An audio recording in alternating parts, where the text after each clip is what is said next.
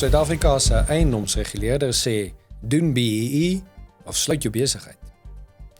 Tienduisende eiendomsagente, eiendomsontwikkelaars, eiendomsadministrateurs, verhuurders, direkte eiendomsverkopers, afslaers, eiendomsadverteerders en ander eiendomspraktisyns is aangesê om BEE te doen of op te hou sake doen.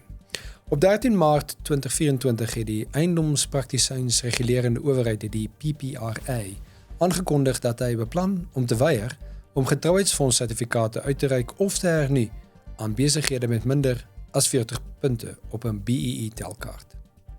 Hierdie groot en onregmatige magsoorskreding is 'n vorm van onteiening en een wat 'n skadelike en onaanvaarbare presedent vir staatsinmenging in die ekonomie skep. Sakeliga berei voor op 'n hofsaak teen hierdie eksistensiële bedreiging vir die bedryf.